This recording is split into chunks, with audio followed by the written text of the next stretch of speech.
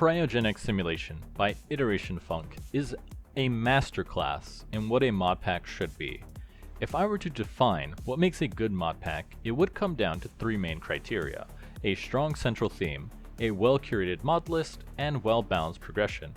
But what makes for a great mod pack? We start our journey in a void world, nothing but a monitor with some lore and broken portals. This central hub is the base for our exploration of the different simulations that the pack asks us to beat. Each simulation provides a different challenge and progression that must be accomplished before you can move on to the next. For example, in the first simulation, your main goal will be to produce steel, and that same steel production is going to follow you throughout the remainder of the playthrough, as steel becomes a key resource that will be used in crafting more advanced materials. The guidebook, while a bit nebulous at times, provides for structured support on how you are meant to be progressing and giving out specific tasks and goals to accomplish in order to finish that pack's specific simulation challenge. Now, the simulations is where this pack shines. Each simulation has its own theme and set of challenges that test you in different ways. Generally, I have found that exploration and combat in mod packs is either undertuned, making it unnecessary, or completely broken, making levels of progression get completely skipped. Cryogenic Simulation managed to make exploration challenging and rewarding without being overpowered. Certain key resources are hidden from the player.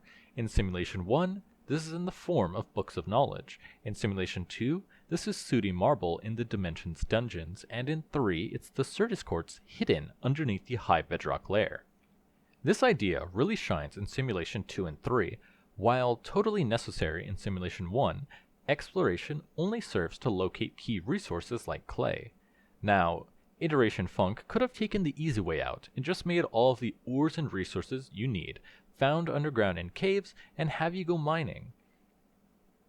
But instead, with the start of Simulation 2, you have dungeons spread across the land, and your reward for conquering each dungeon is a slew of resources that you can use in that world's progression, which saves a lot of time overdoing tedious crafting and locating the raw resources.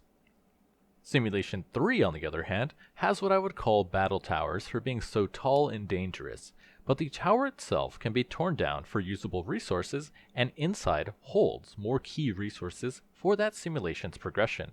You're never finding some random late game items, it's always loot, tailored to that specific simulation's demands, and are easy enough to find to be useful.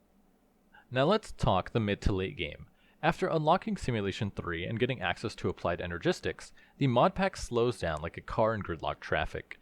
It's at this time when you have to take a huge step back and start building out centralized storage and passive automation of many key resources in order to set yourself up for the late game. Automated quarries and simple mob farms are going to be key here because of how crafting and automation heavy the pack is going to become. Now, unlike a lot of other mod packs, Cryogenic Simulation warns you in advance that it's going to start getting automation heavy and outlines a number of key resources that you should automate now to save you time later on. I like this a lot because usually what ends up happening in the late game comes across like a sucker punch to the head. Many mod packs don't provide a good ladder for the grind and just kind of drop you into it. If you've ever played Universe.io, you know what I'm talking about. It's as if the author didn't know how to resolve the end of their pack and simply wanted to pad the game time by introducing a massive resource grind. Cryogenic Simulation does the opposite. It lets you know that the grind is coming and gives you cheap tools to automate it. AE2 items are very cheap compared to other packs, which makes building out automation more about the puzzle and less about the grind.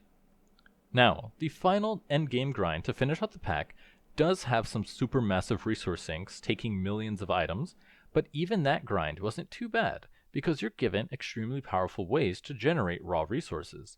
The world worms, while flavorful, present a unique challenge in powering them, but the reward is resource post-scarcity. I would say that the kind of out-of-place crop item grind was a bit of a slog, as you needed 9 different crop farm items in the amounts of tens of thousands in order to finish one of the final items, but apart from that, every other crafting challenge up to that point felt rewarding to accomplish. In addition, what I enjoyed the most out of this mod pack is the variety of crafting puzzles that were presented. While resources are cheap, the challenge is setting up passive automation to produce the final outputs. Hypernutritious worm milk, for instance, took multiple resources processed in different ways in order to produce it. All the input items by that point are extremely cheap, but the challenge was feeding them into the system in efficient ways. The thermoelectric generator is another good one, an early multi-block machine that produces massive amounts of energy that will get you to the endgame before nuclear options. Keeping it stocked full of fuel provides a neat challenge early on before you can easily produce its fuels via simulation chambers and automated mining. The changes to Botania were probably my favorite. Usually, early game Botania is a spam of endoflames to make mana until you can unlock the better flowers later on. But by removing that entirely and replacing it with the primal mana resource, producing Botania's endgame materials didn't feel like the massive slog it usually is when you're always waiting around for more mana. At a playtime of around 75 hours to complete, assuming an advanced understanding of modded Minecraft, Cryogenic Simulation is a great mod pack that I would recommend to people looking to dip their feet into modded Minecraft. It makes tech mods very approachable while explaining the key insights needed in setting up automation chains and general resource management. It doesn't rely on you being an expert level player.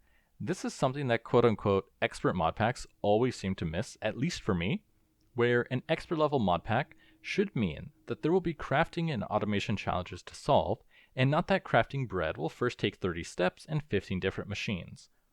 All in all, I rate Cryogenic Simulation as one of my definite favorites for 2026 and hope to see that it gets the recognition that it deserves.